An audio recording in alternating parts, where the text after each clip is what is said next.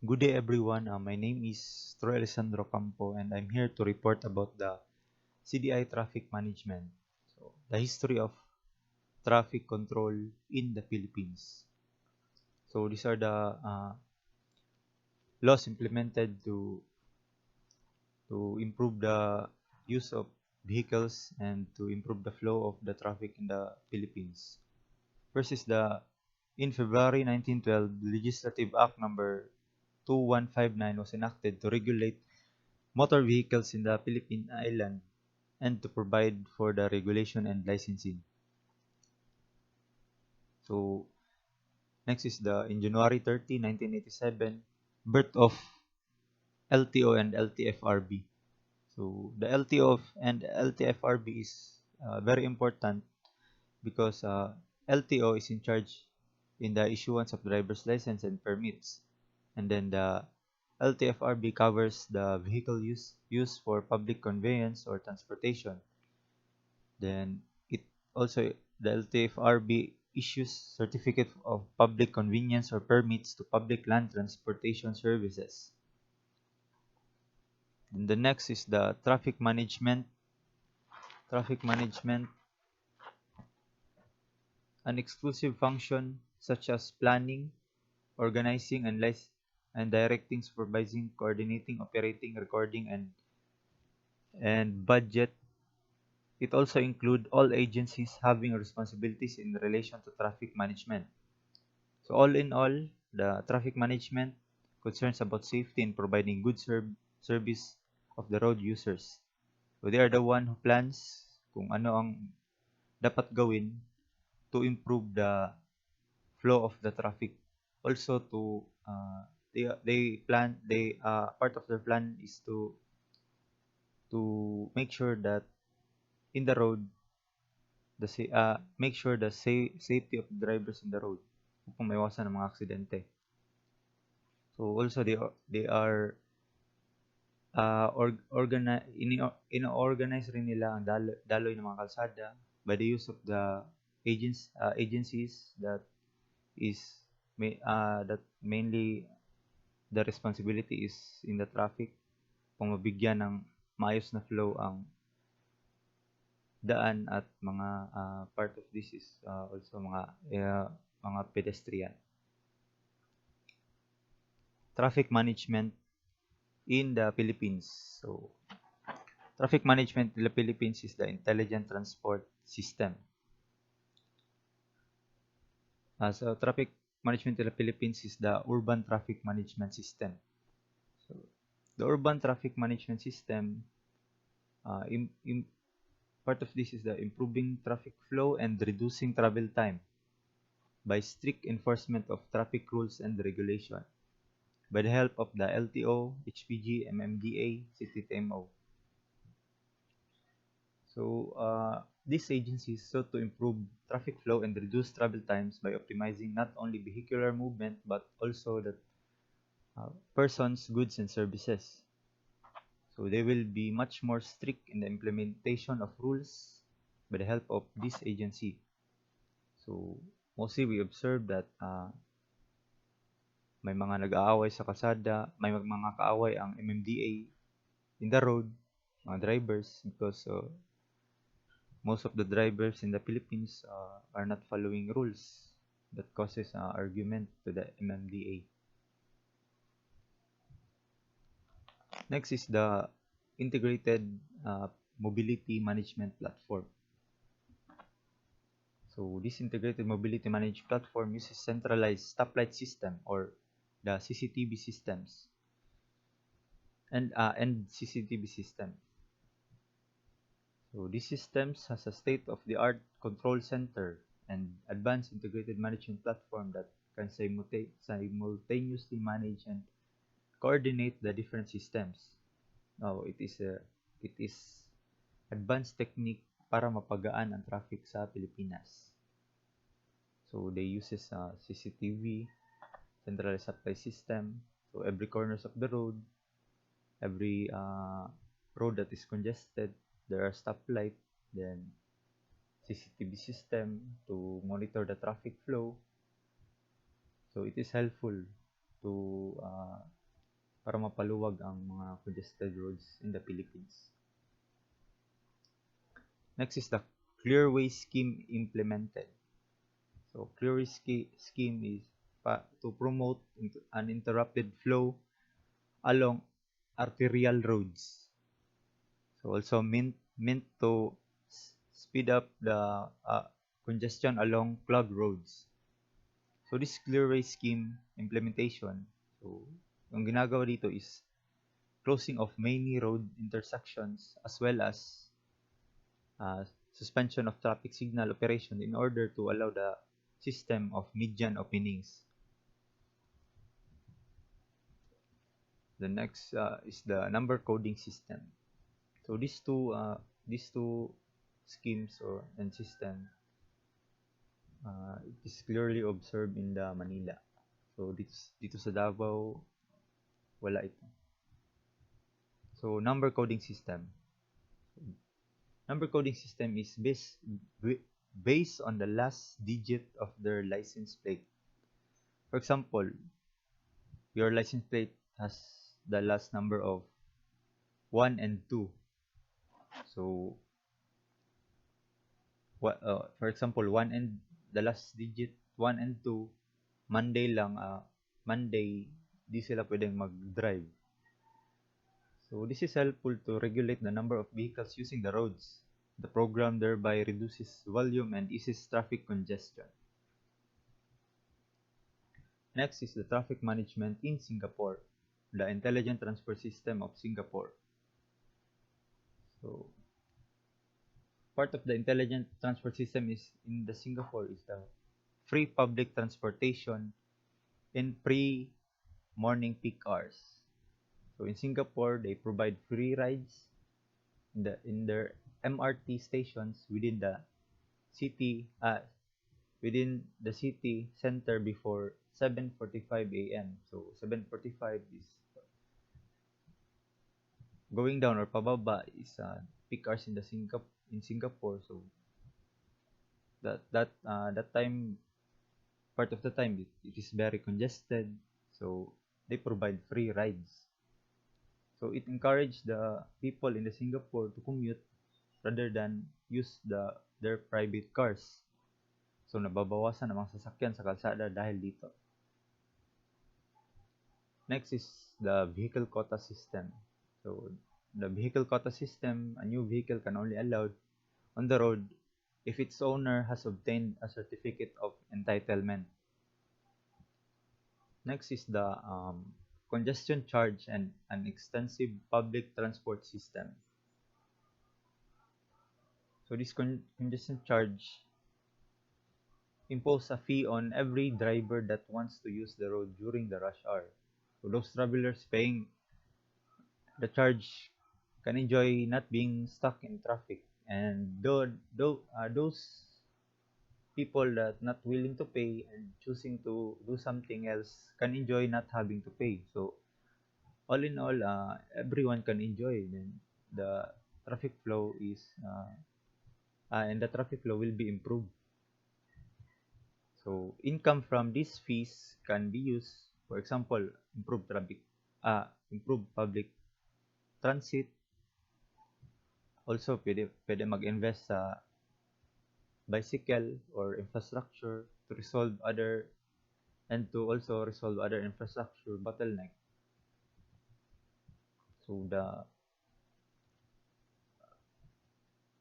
next is the traffic management in Japan. The Universal Traffic Management System in Japan. The National Police Agency in Japan, NPA, which governs the Japanese traffic management, has been promoting to introduce an advanced traffic management system called the UTMS. So, police in Japan promotes the strict implementation of the UTMS or the Universal Traffic Management System nila and other traffic rules in Japan roads.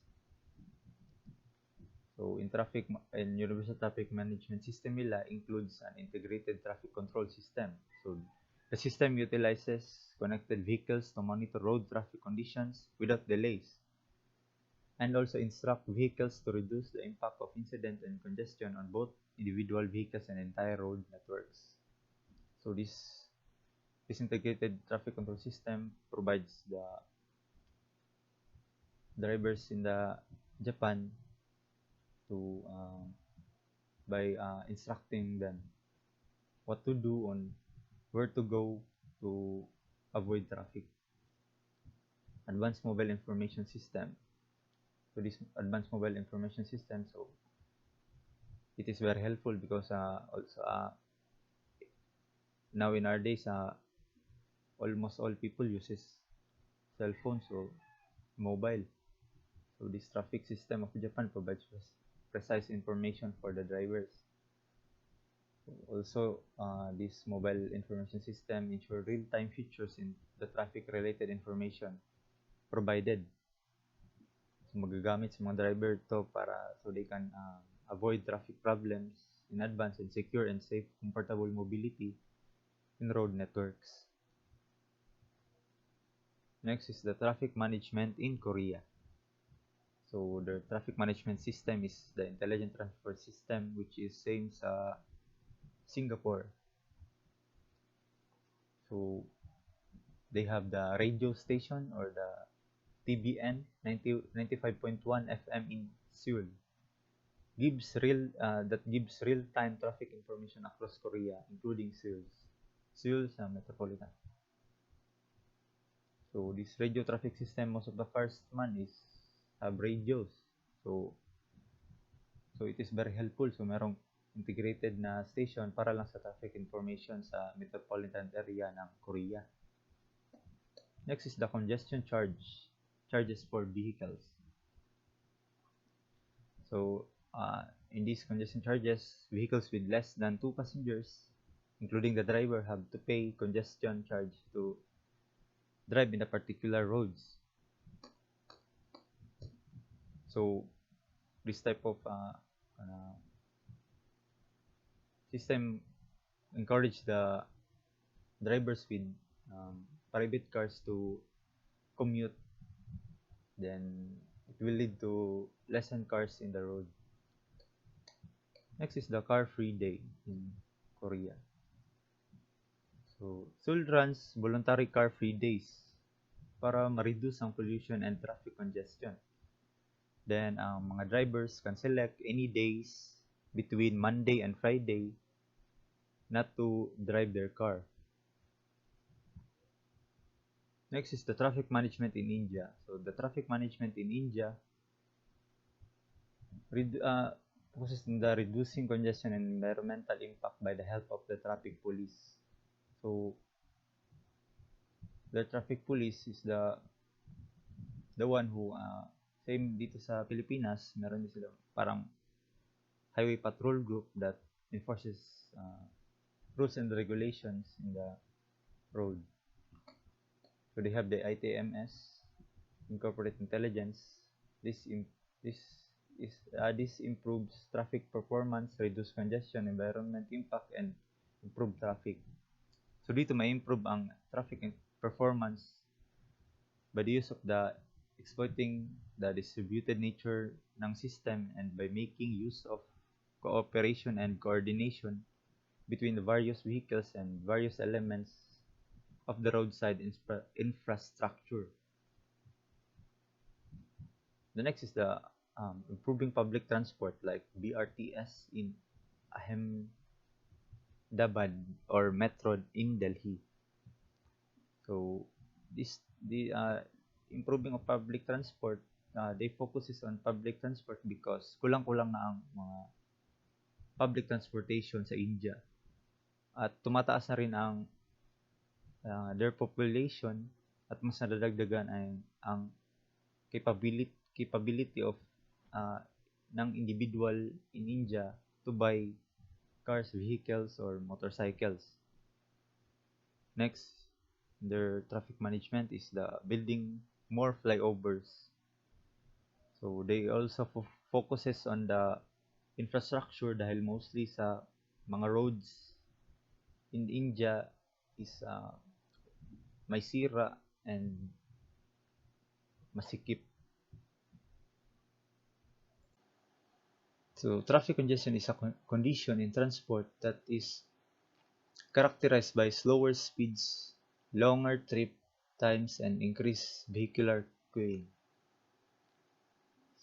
Traffic congestion is also a increased number of traffic volume in roadway.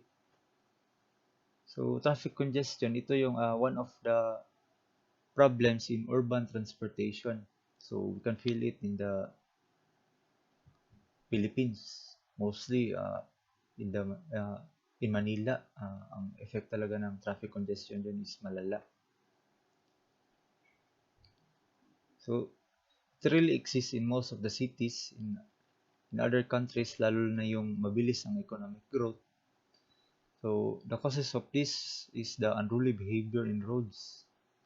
So sa mga ang iba is nagre-rage sa kalsada, kaya ang traffic is lumalala. Kaya nagkukos rin ito ng aksidente or nag-aaway. Ang iba, mas lala, nagbabarilan. Kaya ang congestion is grabe. Traffic congestion in the Philippines. Philippine capital was still fourth most congested city in the world, according to data from a location technology company.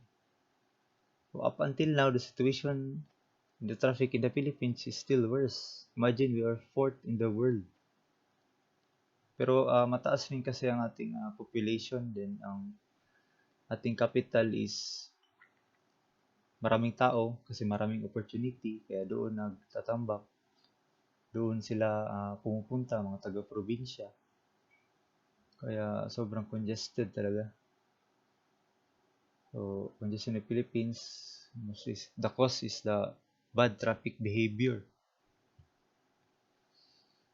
So, minsan nagpapataasan ng pride sa daan, kaya minsan nagkukos ng mga accident or mas malala na traffic congestion. Metro Manila had a 53% congestion level last year, better than 71% congestion level in 2019. So 53% congestion level, meaning last year,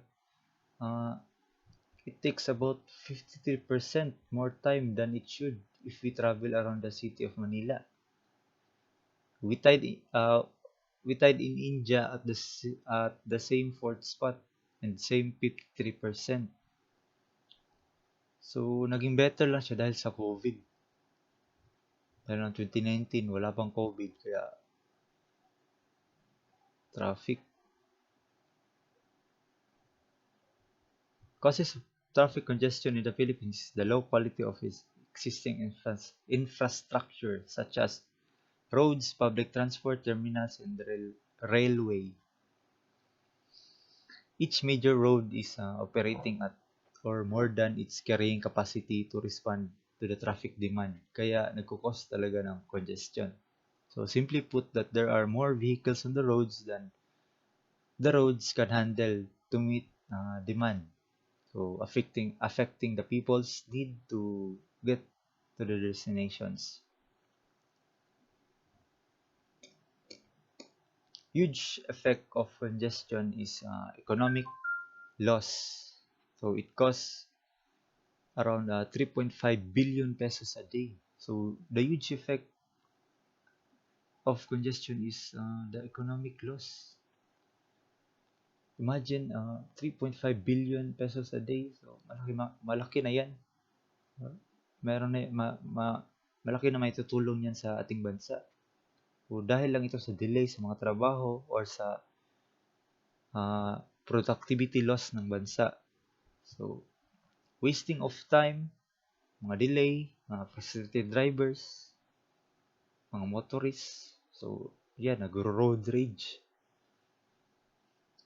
So the next is the traffic congestion in Singapore. So in Singapore, traffic congestion has improved in its ranking of the most congested cities.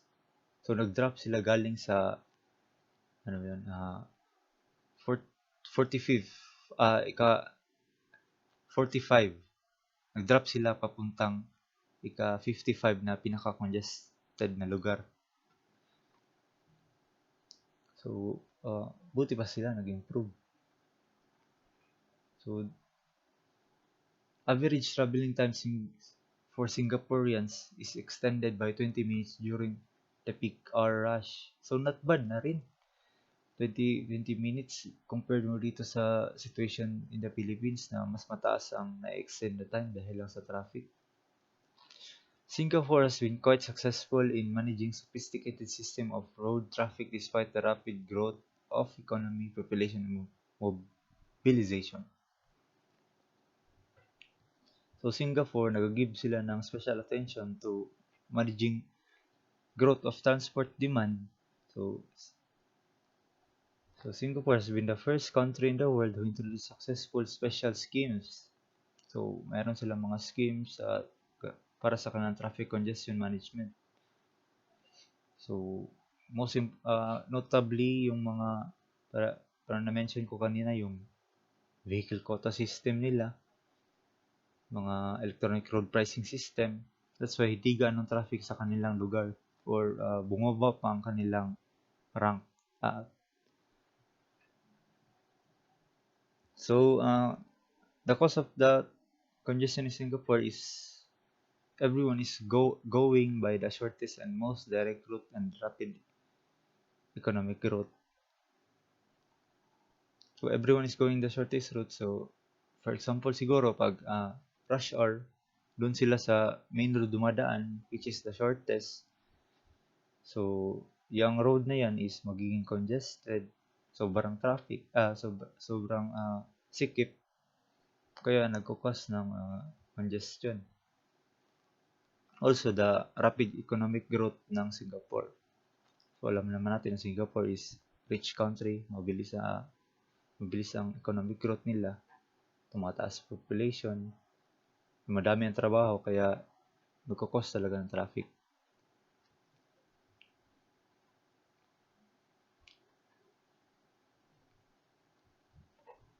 Also, ang Singapore is advanced siya na country. Meron na siyang mga traffic system na advanced na traffic system na nakaplan para maiwasan ng traffic sa kanila. So the effects of the congestion is economic loss and stress para sa mga drivers. Next is the traffic congestion in Japan. So, traffic congestion in Japan is the result of high levels of urban sprawl and population density. Average speed on general roads Tokyo metropolitan area was 15.7 kilometers per hour. So the national average was 36.5 kilometers per hour. Traffic congestion in Japan increases the travel time required on roads. So the traffic congestion in Japan is undesirable because it increases travel time required on roads, which reduces their efficiency as a mode of transport. So then vast majority of Tokyo's population uses public transit to get around. So which is true kasi nakikita ko sa mga news about sa Tokyo is ang mga tao is sumasakay talaga sa kanilang mga tren. So kasama na sa traffic sa Tokyo ang nasa public transportation, which is their main way of transportation, most of the Japanese. So congestion occurs in Japan dahil nagkukumpulan sa tren. So as you can see in the pic, nagkukumpulan talaga sila. So na nagkukos ng delay and traffic. The next is the traffic congestion in Korea. So in Korea, it takes 110 minutes to travel from Seoul to Busan, the southern region of the country, via KTX high-speed train. So people in Korea mostly commute, so they ride this high-speed train, and it causes 110 minutes to travel. So imagine that high-speed train causes delays. So dahil ito sa kumpulan sa tren, sa taas ng population na mga nagtatrabaho, kaya nakakaya sa capacity ng train ang pagsakay, kaya may delay. Number of registered passenger cars in the country has more than doubled to around 18 million since 2000. So, madami-dami. 82% of these passenger cars are used by individual. So, cars in Korea used individually rather than being shared within the household or a group. So, if those individual uses cars to commute, ang mga dadaanan, if those individual that uses personal cars, then mag-commute sila, ang mga dadaanan ay luluwag. For example, 20 katao, may kanya-kanya sasakyan. Then 20 rin ang sasakyan sa daan. Then malaki talaga ang space na ma-occupy sa daan. Then compare mo pag yung 20 na may individual na sasakyan, mag-commute lahat, sasakay sa isang bus. So, ang space na ma-occupy ng isang bus compared sa 20 cars na nagkukos ng traffic is maliit lang. So, yan ang nangyayari sa Korea. Marami ang gumagamit ng personal cars, then hindi nila pinapasakay yung nasa household nila kasi kanya-kanya, kaya nagkukos ng traffic. So, increasing numbers of private cars. So, the increase in the numbers of private cars is in part due to the inconvenience of using public transportation. So, sa mga Koreans, they prefer to be comfortable rather than standing in cramped spaces on the buses or subways. So, commuters spend 1.5 hours on average day driving to and from work in Korea. So, this kind of traffic causes delays and working opportunities in the Korea. The next is the traffic congestion in India.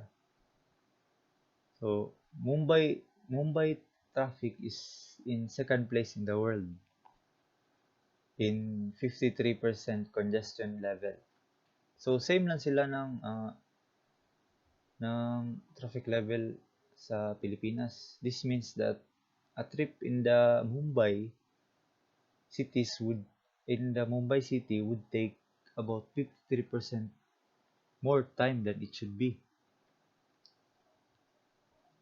So, ang mas worse is may dalawang city pa nakasama sa top 10 most congested ang India. Ito ang Bengaluru na is a top 6 with 51% congestion level.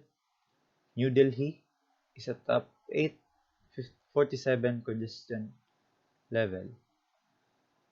So, malala talaga ang traffic nila kasi maraming city is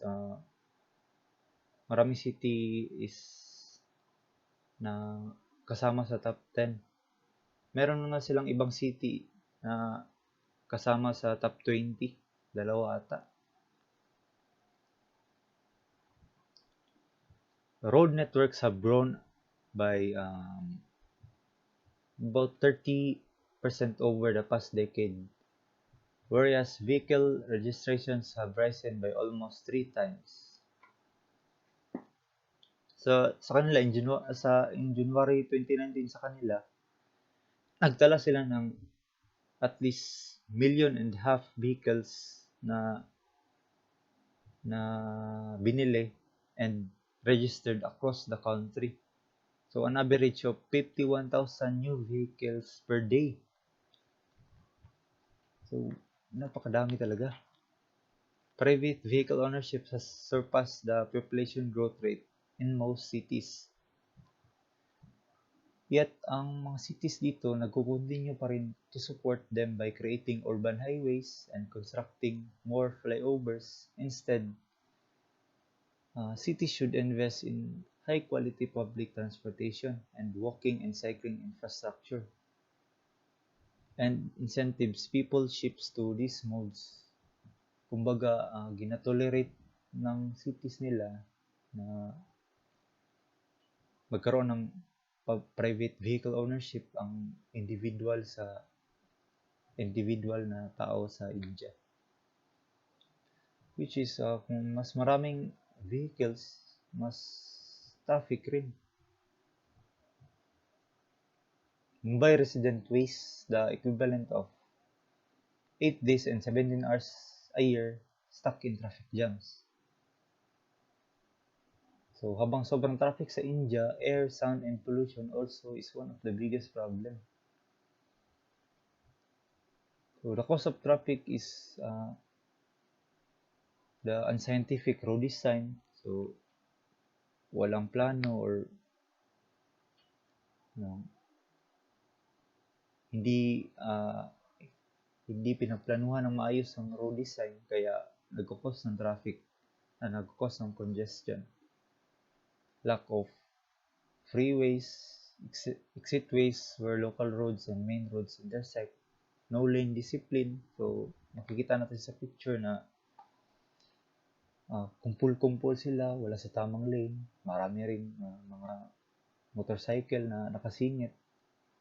Lack of bus base. So, mga publikong transportasyon sa India, kulang-kulang.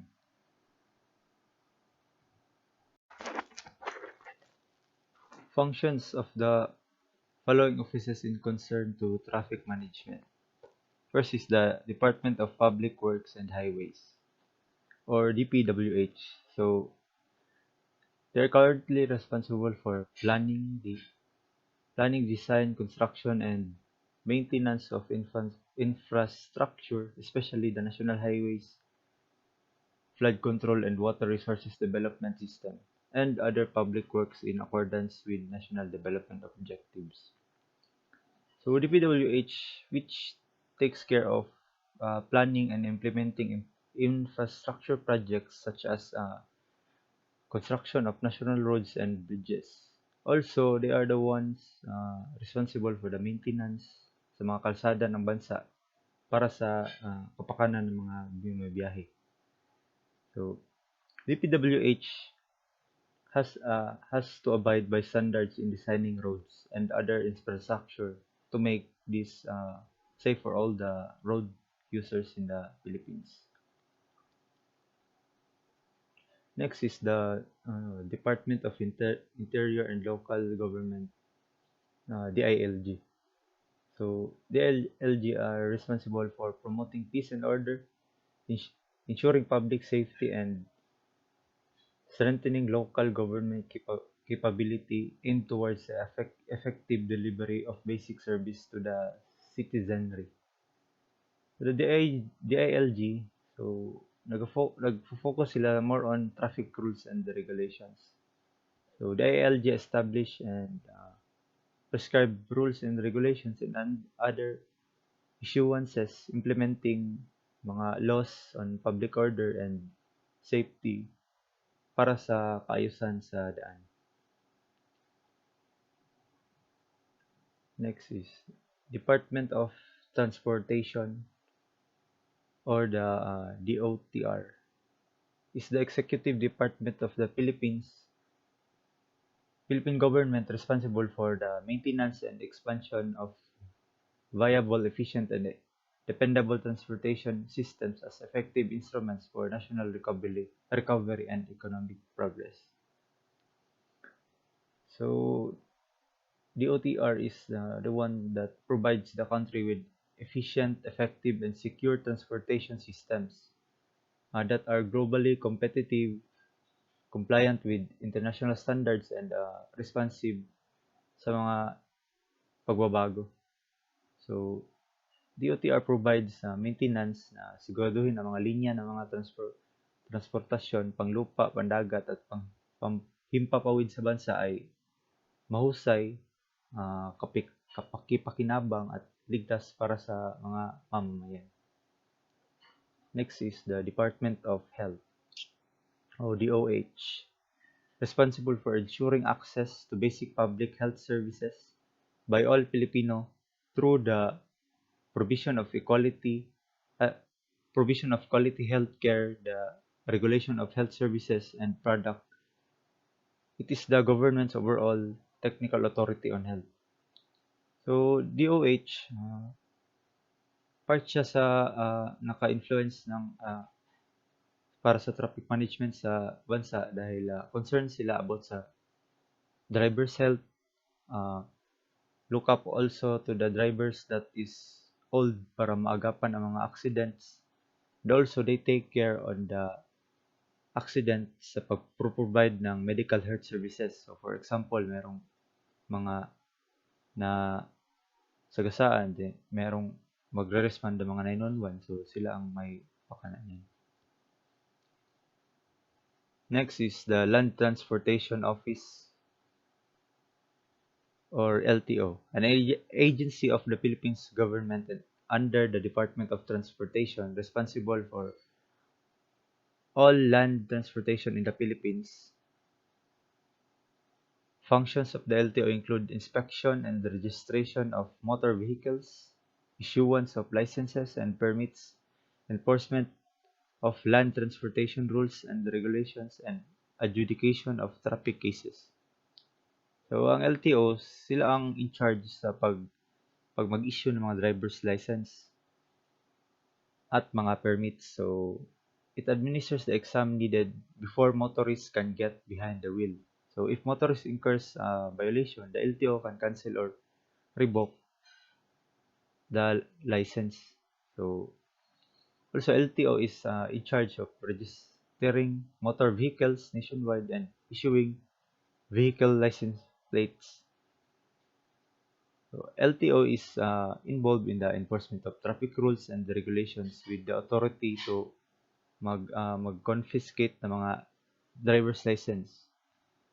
Also, LTO can tap personnel from other agencies para mag-enforce ng traffic rules, but only those deputized by LTO are authorized to confiscate licenses. Next is the Philippine National Police, or PNP, is tasked with enforcing the law to prevent and control crimes, maintain peace and order, and ensure public safety and internal security with active support of the community. Yeah. So, ang PNP, nagpo-provide siya ng much strict na pagpapatupad ng batas, kalsada sa pamamagitan ng deployment of highway patrol group, which is part of the Philippine National Police. Then, dahil dito, nababawasan rin ang mga kriminal na gawain sa tulong dahil sa mga presence ng kapulisan sa kalsada. So, dahil because of the presence of the police is active in the road, so ma-deter ang mga maglalabag sa batas dahil natatakot sila because Philippine National Police has authority to arrest. So, the next is the Traffic Management Group, or the TMG. So, Traffic Management Group helps to manage the traffic of the country. So, dahil sa kanila, napapagaan ang mga congested na kalsada dahil sa pagpapatupad nila ng batas. So, ang current name nila ngayon is Traffic Enforcement Unit, or TEU. So, noon is Traffic Management Group, or the TMG. Next is the Highway Patrol Group, or the HPG. a police unit created primarily for the purpose of overseeing and enforcing traffic safety compliance on roads and highways. So ito na yung uh, unit ng Philippine National Police na focuses on the pag-enforce ng mga traffic safety sa daan. So this group enforces the traffic laws and the regulations. So presence of the highway police might be more effective in the deterring would be para sa mga traffic violators. Unlike the MMDA, the HPG can arrest or can chase after the violators on the spot. So, PNP Highway Patrol Group officers are authorized to conduct arrest. So, if merong pag may mga tawag yan yun na mga criminal or mga na tumakas, pwede nilang arestuhin. So, magko-confiscate din sila ng license if ang kanilang ticket is issued by the LTO. If issued by the MMDA or CTTMO, hindi sila pwedeng confiscate ng license. Next is the Traffic Enforcement Group or CTTMO. Serves as the sole transport and traffic management authority vested with powers to formulate, coordinated, monitor policy standards and programs relating to transport and traffic management. CTTMO is same sila ng authority na MMDA. So, ang CTTMO lang is na-assign sa ito ay Traffic Enforcement Group sa Davao. So, meron silang kakayahan na mag-ticket sa mga violators, pero wala silang kakayahan na mag-confiscate ng driver's license. So, unless the driver is involved in traffic accident or maraming violation. So, ang main role nila is humuli ng traffic violators, mag-clear ng side streets para ma-improve ang traffic flow. So, if merong mga violation, for example, mga tambutso, ganyan, mga